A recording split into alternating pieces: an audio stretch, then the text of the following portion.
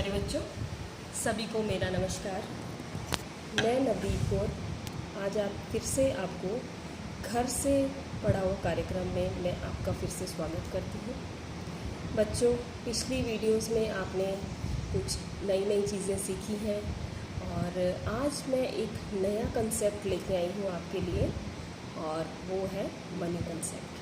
ठीक है, जैसा कि आपको सबको पता है कि हम बाज़ार में जाते हैं तो हमने कुछ भी लेना है तो उसके लिए किस चीज़ की ज़रूरत होती है हमें बेटा। हमने कोई भी सामान लेने जाना है, हमें कोई भी चीज़ की ज़रूरत है तो हमें क्या चीज़ चाहिए? हमें पैसे चाहिए। पैसे के बिना तो नहीं ना हम कोई भी चीज़ खरीद सकते। पैसे के बिना हमें कोई भी कुछ नहीं देगा। ठीक है, तो हमें पैसों की ज़रूरत तो रहती है, उसके बिना हम कोई सामान नहीं ले सकते। तो आज मैं आपको पैसे के बारे में ही बताऊंगी। तो बच्चों, अब तक आपने गिनती सीख ली है, आपको 1 से लेकर 100 तक की गिनती का, और कुछ बच्चों को उससे भी ज़्यादा का ज्ञान हो चुका है। तो आज हम सीखेंगे नोटों की पहचान करना और साथ में किस तरह से उनसे हम चीज़ें खरीद सकते हैं। कौन सा कॉइन है, कौन सा नोट है, कितने रुपए का है, कितने रुपए का कॉइन है, सिक्का है, वो सब सीखेंगे। ठीक है बच्चों, तो फिर चलते हैं और सीखते हैं। देखो बच्चों, ये है 1 रुपए का कॉइन, दिख रहा है आप सबको? और आप सब साथ साथ मेरे बोलेंगे भी। ये है 1 रुपए का कॉइन। देखो इसके ऊपर एक प्रिंट हुआ है ना बच्चों?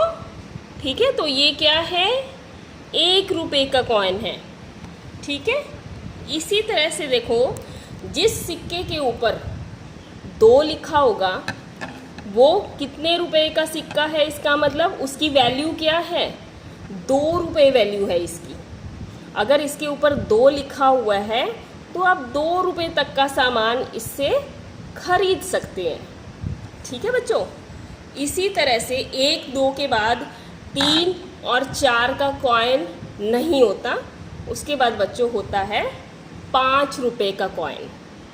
ठीक है, कितने रुपए का कॉइन? 5 रुपए का कॉइन। ठीक है, इसके ऊपर 5 लिखा है ना, 5 लिखा है, तो ये है 5 रुपए का कॉइन।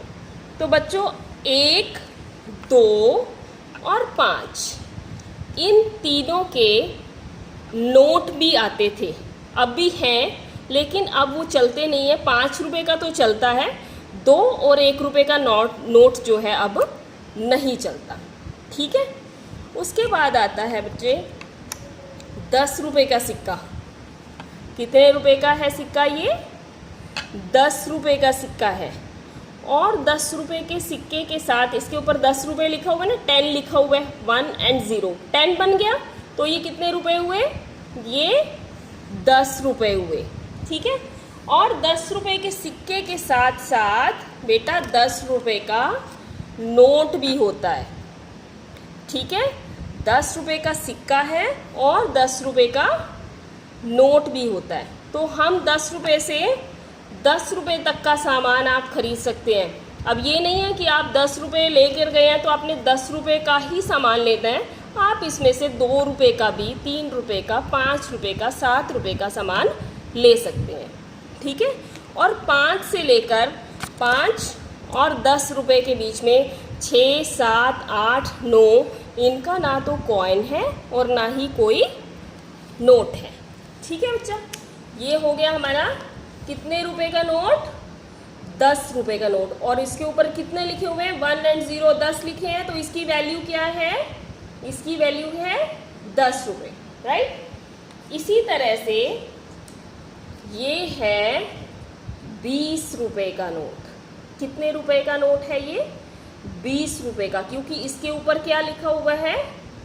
20, 2, 0, 20। और हिंदी में भी लिखा हुआ है, देखो हिंदी में भी लिखा हुआ है इसके ऊपर 20 रुपए। ठीक है बेटा, अब 20 रुपए का नोट है तो 20 रुपए और कैसे बन सकते हैं? और किस तरह से 20 रुपए बन सकते हैं? 20 रुपए ऐसे भी बन सकते हैं कि 10 और 10 के 2 नोट, है ना। 10 और 10 के 2 नोट और 20 रुपए, इन दोनों की वैल्यू सेम है, ये दोनों की वैल्यू इक्वल है।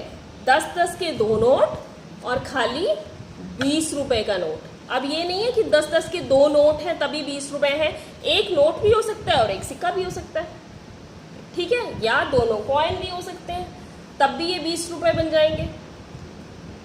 ठीक है बच्चा।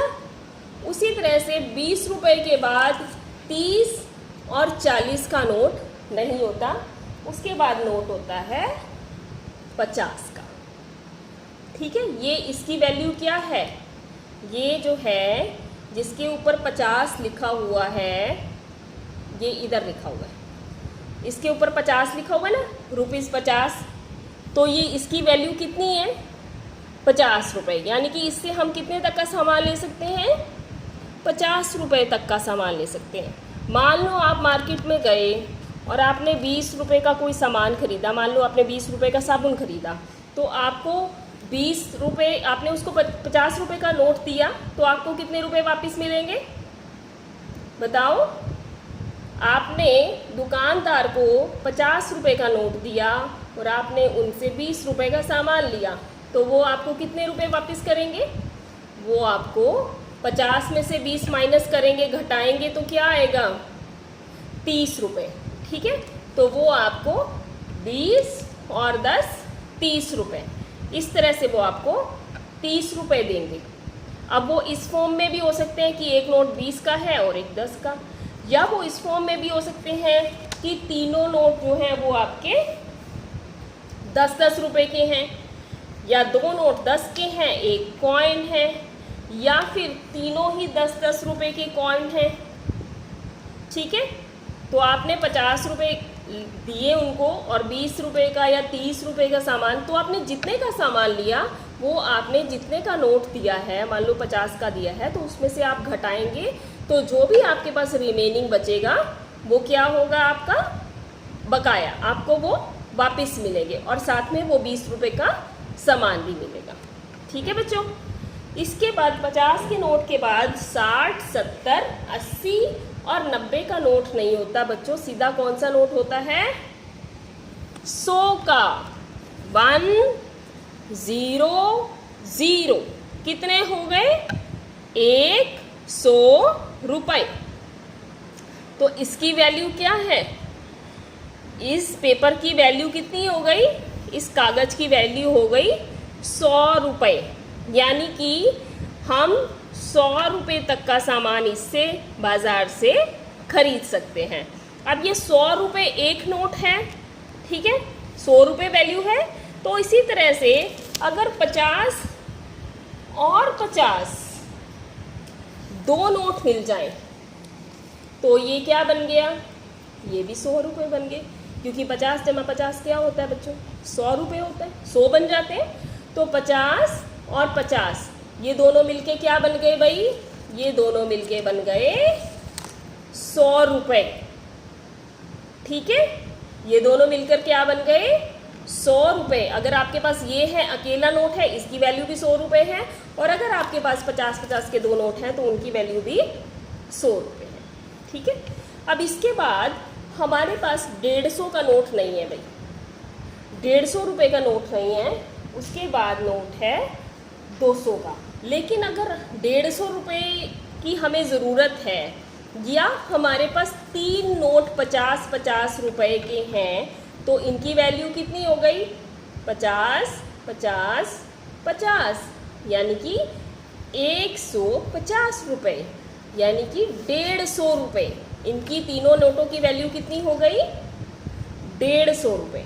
और 100 के नोट के बाद हमारे पास आता है बच्चों 200 रुपये का नोट। कितने रुपए का नोट, 200। देखो इसके ऊपर लिखा भी हुआ है ₹200, यानी कि 200 रुपये।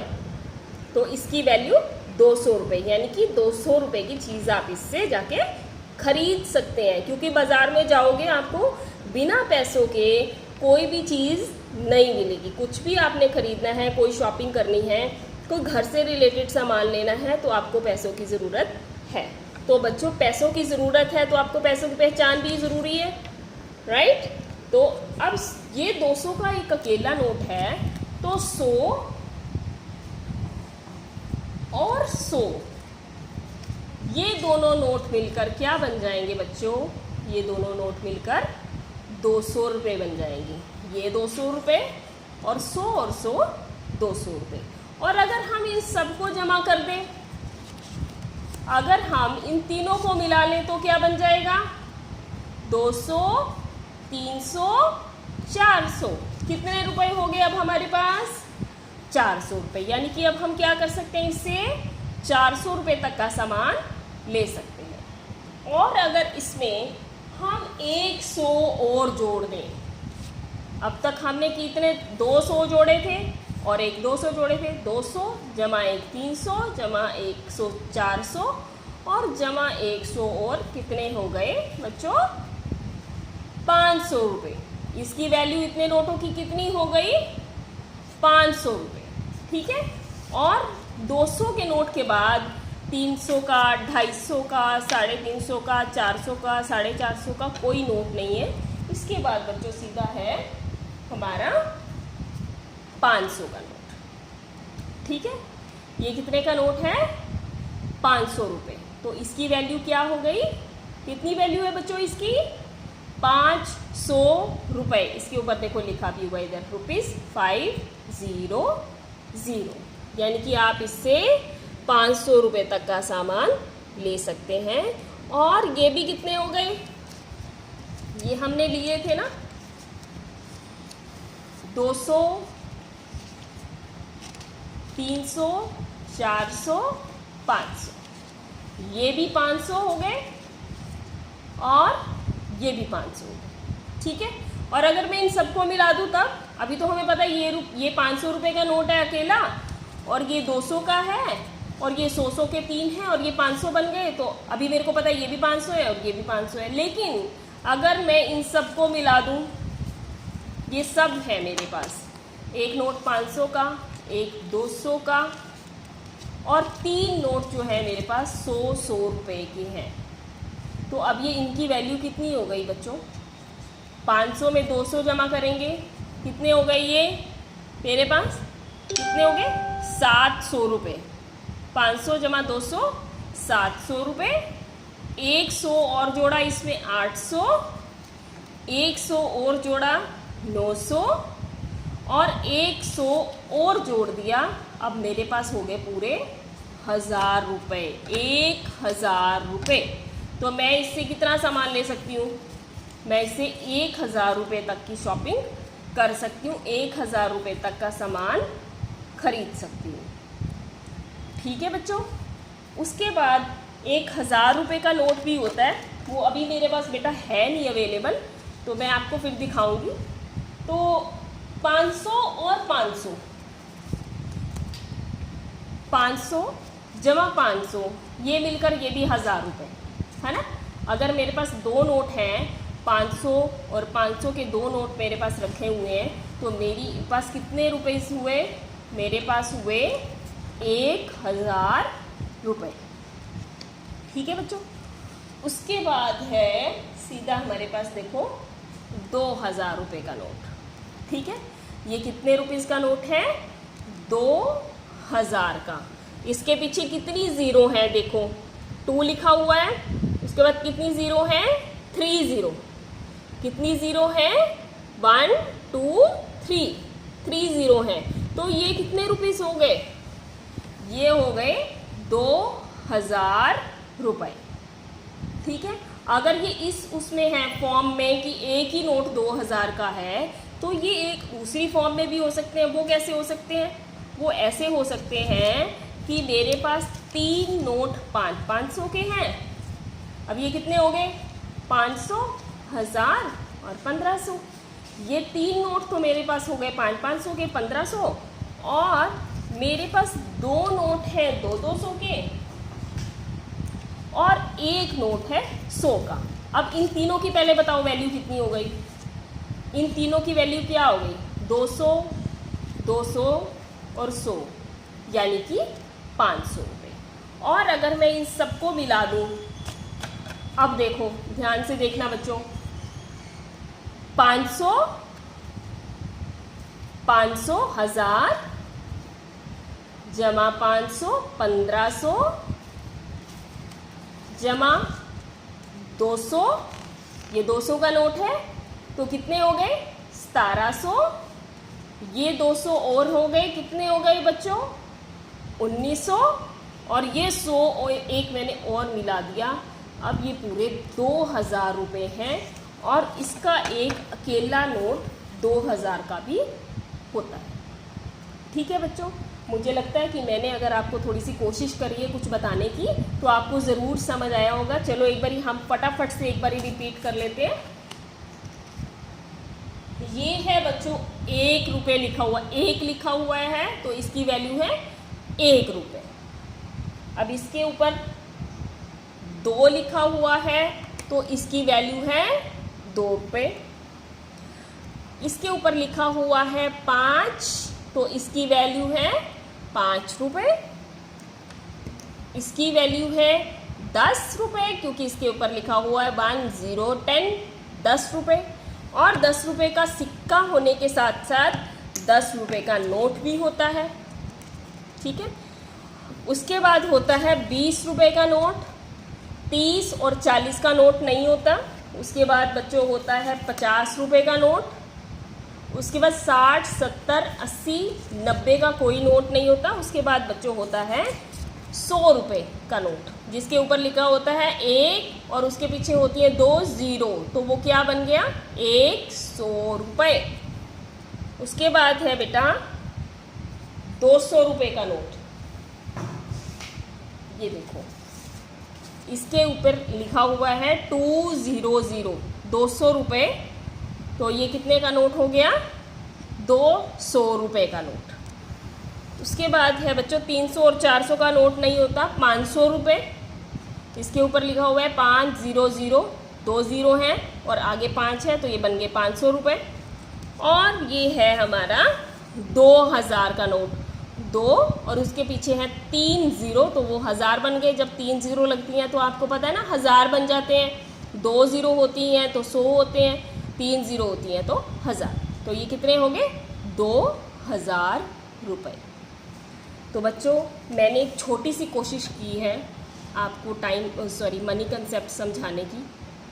मुझे लगता है कि थोड़ी सी आपके लिए शायद हेल्पफुल होगी और आप इसका फ़ायदा ज़रूर उठाएंगे, और पेरेंट्स भी हेल्प करेंगे बच्चों की कि वो बच्चे को मनी कंसेप्ट सिखाएं। उनके ऊपर थोड़ा सा वेट रखें, उनको छोटे नोट देके ज़रूर पास की दुकान पर भेजें कुछ सामान, छोटा छोटा सामान लेने के लिए, ताकि बच्चे में भी कॉन्फिडेंस आए और उसको पता लगे कि अब मैंने इतने रुपए दिए हैं और इतने का मैंने सामान लिया है तो मुझे कितने पैसे वापस मिलेंगे।